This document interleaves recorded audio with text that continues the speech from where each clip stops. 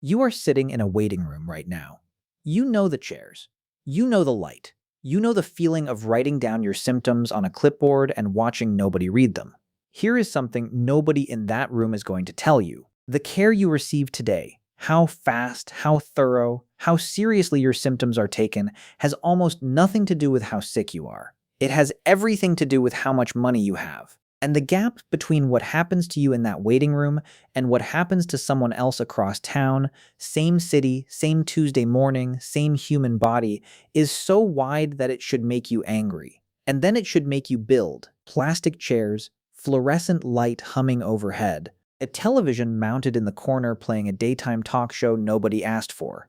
There are 17 people ahead of you. You have been here for 2 hours and 14 minutes. The receptionist hasn't looked up from her screen once. You have a pain in your chest that started 4 days ago. Not a stabbing pain, a dull, persistent pressure, the kind that sits just behind the sternum and refuses to leave. You mentioned it when you checked in. You wrote it on the intake form. You circled chest pain with the pen attached to the clipboard by a string. Nobody has asked you about it since. Now, somewhere across town, same city, same zip code, same Tuesday morning, another man is stepping into a private elevator that opens directly into a medical suite on the 14th floor. His doctor meets him at the door, not a receptionist, not a nurse, his doctor. They shake hands. His doctor asks about his daughter's soccer tournament. They sit down together in a room that looks less like a clinic and more like a well-appointed office, and they spend the next 45 minutes going through blood work results that were personally reviewed, annotated, and organized into a bound summary before he arrived. That man has a net worth of $9 million. He pays his doctor $12,000 a year in a direct retainer. His doctor has 24 patients total. The doctor treating you today has 1,400. Same country, same city, same human body that bleeds the same color when it's cut. Different wealth level. Completely different relationship with the system designed to keep that body alive. This is what we don't talk about when we talk about health in America. We talk about insurance coverage. We talk about deductibles. We talk about whether you can afford the prescription. We almost never talk about the invisible tiered system running underneath all of it. The system that determines not just whether you get care, but what kind, how thorough, how personal, and how seriously your symptoms are taken. Today, we're going to walk through every level of wealth, from $0 to 10 million, and show you exactly how doctors treat you when you get there and what it means for every financial decision you make along the way. Level 1, $0 to $15,000 survival medicine. At 0, you are uninsured. $22,000 a year, no employer coverage, no plan that pencils out. Not because of bad choices, because the math didn't work, the job didn't offer coverage.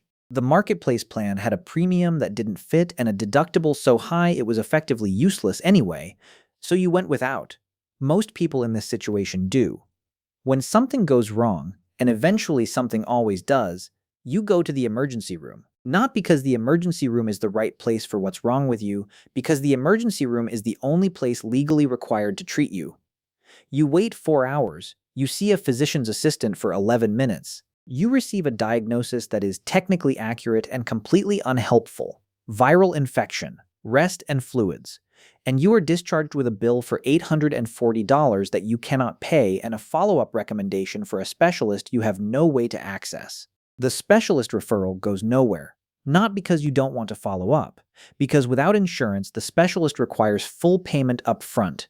You call 3 offices. 2 don't call back. 1 quotes you $900 for the first appointment alone. The chest pain you had? You ignored it. It went away on its own. This time, here is what medicine looks like at $0. It is reactive, not preventive. It treats crises and discharges people back into the conditions that created the crisis. There is no relationship between patient and provider. There is a transaction, brief and impersonal, and then it ends. Nobody follows up. Nobody tracks patterns across visits. Nobody connects the dots between appointments because there are no appointments, only emergencies, and the gap between them. The system at this level is not designed to make you healthy. It is designed to stabilize you enough to leave. Level 2, $15,000 to $35,000, the Medicaid maze. You get a raise, you're earning $28,000 a year now. You qualify for Medicaid in your state, your first time having any coverage at all. On paper, this is progress. You find a primary care doctor who accepts Medicaid. It takes 6 weeks to get an appointment. The office is 15 miles away and you don't have a car, so you take 2 buses. The appointment lasts 9 minutes. The doctor is not unkind. She is also managing a patient load of 1,800 people, running back-to-back appointments from 8 in the morning until 6 in the evening, and she has 42 unread messages in her patient portal waiting for responses she will get to after dinner. She runs through the intake questions. She orders a blood panel. She says the results will be available in the portal. She does not explain how to read them. The appointment ends. A nurse comes in to draw blood and hands you a printout of discharge instructions written at a reading level calibrated for someone else. You log into the portal 2 weeks later. Your cholesterol is flagged as borderline high. Your blood pressure reading from the visit is listed as elevated, monitor, and recheck. There is no message from your doctor. There is a link to a PDF about diet and exercise published in 2017. This is medicine at $28,000 a year. It exists, it is technically functional. It is also transactional, rushed, and almost entirely reactive. Preventive care happens in theory. In practice, the 9-minute appointment barely has room for the reason you came in, let alone a broader conversation about where your health is heading. The Medicaid coverage means you avoid going in for anything you're not sure about, not because of cost this time, but because the system moves so slowly that seeking care for something uncertain feels pointless. You wait to see if things resolve themselves. Sometimes they do. Sometimes waiting costs more later, financially and physically, but you don't know that yet because nobody has ever walked you through that math. Level 3. $35,000 to $75,000. Functional coverage. At $50,000 a year, you have employer-sponsored insurance. This is the level most people think of as normal. Your deductible is lower. Your copays are manageable. You have access to a broader network of providers. You have a primary care doctor you have seen 3 times now. The appointments are still short, 12 to 15 minutes, but there's a file with your history in it. Your doctor remembers the elevated blood pressure flagged at your last visit and follows up on it. There's some continuity now. Not much, but some. When you need a specialist, a dermatologist for a skin concern that has been bothering you for 6 months, you get a referral. The wait is 5 weeks. The specialist sees you for 7 minutes, addresses the specific issue, and sends you back to your primary care doctor with a note. The 2 providers have never spoken directly. The system is functional. You navigate it carefully, checking generic alternatives, using discount apps, timing care around what your deductible will allow. You manage. The difference between $50,000 and $28,000, medically speaking, is the difference between being ignored and being processed. It's real progress. It's also a very low bar. Level 4. $75,000 to $150,000, the middle tier. At $100,000 a year, your employer offers a premium health plan. You take it. You now have a deductible of $1,500 and an out-of-pocket maximum that doesn't make you feel like one bad diagnosis away from financial ruin. You have vision and dental included. When you need a referral, the wait times are shorter, 3 to 4 weeks. You have options within the network. Something subtle shifts at this level. For the first time, you start going to the doctor when something seems off, not just when something is undeniably wrong. You schedule annual physicals consistently.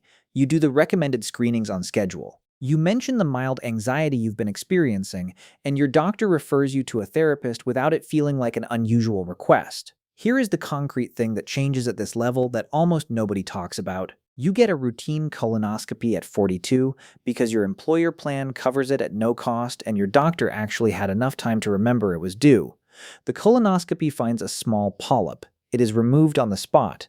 Your doctor tells you that caught early, this was nothing. Left another 5 years, it becomes a conversation about cancer treatment. That single routine screening that happened only because you had good coverage and a doctor with enough room in her schedule to be proactive may have just added a decade to your life. Not because medicine performed some miracle, because the system finally had enough space to look ahead instead of just putting out fires. Your doctor still has a large patient panel. The appointments are still 15 minutes, but preventive care is no longer theoretical. It is happening. For most Americans, this level is the ceiling, and most Americans never reach it. Before we get into what happens at the higher levels, and it changes dramatically from here, if what we're laying out is connecting with something you felt but never quite had language for, subscribe and hit the bell. Every video on this channel goes deeper into how wealth changes your relationship with the systems that run your life. You're in the middle of that education right now. Don't lose the thread. Level 5, $150,000 to $500,000 quality starts to change. At $250,000 a year, you start making choices about your healthcare rather than accepting whatever is available. You shop for a doctor the way you shop for other professionals, by reputation, by fit, by whether the person across the desk actually listens. You leave a practice that felt rushed and find one where the appointments run longer. You pay a higher premium for a PPO plan that lets you see specialists without a referral. You add a health savings account and max it every year. And here is where something changes that nobody warned you about. You finally go see a cardiologist. Maybe your father had a heart attack at 62. Maybe you've just been carrying a quiet worry about your own heart for years, ever since that chest pain you dismissed and never followed up on. Whatever the reason, at this income you get an appointment in 10 days, not 8 weeks. 10 days. The cardiologist has your records because your primary care doctor sent them over in advance. The appointment lasts 35 minutes. They discuss your family history, stress levels, sleep patterns, diet, and a diagnostic approach actually personalized to your specific risk profile rather than a standard checklist applied to everyone. You get a same-day EKG and a stress test scheduled for the following week. The results come back with a finding, a minor arrhythmia, easily managed with medication and monitoring. Your cardiologist explains it clearly, answers every question, and sets up a 6-month follow-up. That chest pain you pushed aside years ago when you couldn't afford to follow up, it was a warning. You are only finding out now, at $250,000, because this is the first time the system had enough room to actually look. This is the first level where healthcare begins to feel like it's designed for you rather than designed for a population average you happen to belong to. You're also starting to understand something you didn't before. Access is not just about money, it's about time. At this income, you can take a Tuesday morning off to attend a proper appointment without losing income you can't afford to lose. You can afford to go back for the follow-up. You can afford the specialist who doesn't take insurance but who is, by most available measures, significantly better. Time is a healthcare resource. Wealth buys time. This is not a coincidence. Level 6. $500,000 to $2 million concierge medicine. Picture your net worth crossing $1 million, your income approaching $500,000 a year. At this level, you have a concierge doctor. Not the basic direct pay model that starts becoming accessible at higher incomes, a premium concierge practice. $10,000 a year paid directly outside of insurance entirely. Your physician has a patient panel of 60 people, not 1,400, not 300, 60. Your doctor's cell phone number is in your phone. When you have a question, you text. Your doctor responds within the hour. Your annual physical is 90 minutes long, not 15, 90. Blood panels are comprehensive, not the basic metabolic panel ordered for the average patient, but a detailed picture that includes inflammatory markers, hormone levels, genetic risk factors, and metrics your previous doctors never measured because the time wasn't there to discuss them. Your doctor reviews the results personally, calls you to walk through them, and sends a written summary with specific action items. When you need a specialist, your doctor calls ahead, not sends a referral through a portal. Calls. By the time you arrive at the cardiologist's office, they have reviewed your file, the context has been established. You don't start from zero in every new office. This is coordination.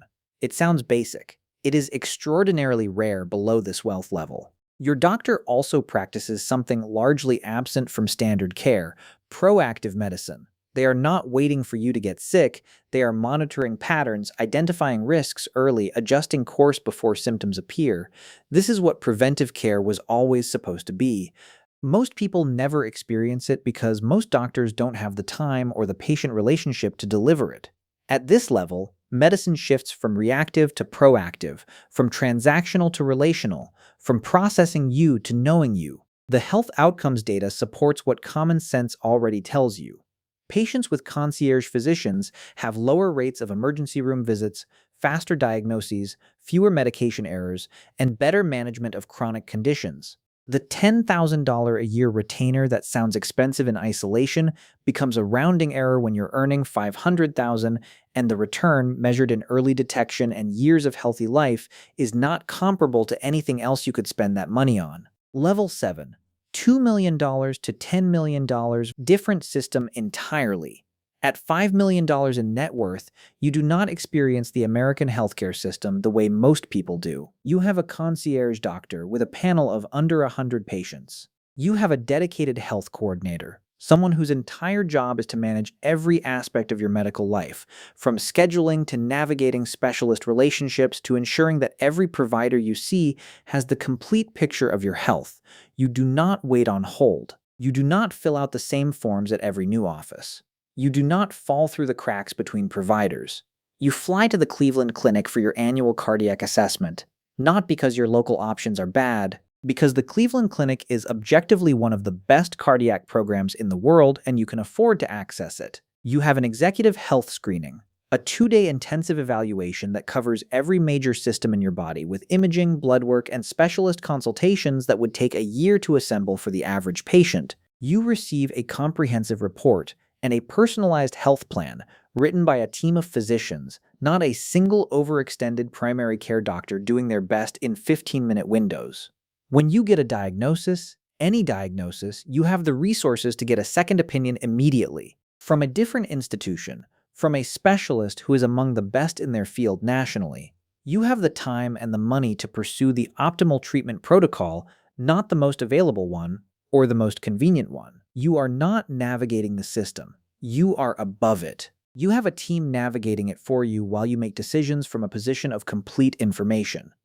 The difference between you in that waiting room and you at 5 million is not just comfort, it is outcomes, it is longevity. It is the statistical likelihood that a problem will be caught early enough to be treated effectively, that a diagnosis will be accurate on the first attempt, that a treatment plan will be personalized to your body rather than calibrated to a population mean. Wealth at this level buys more years.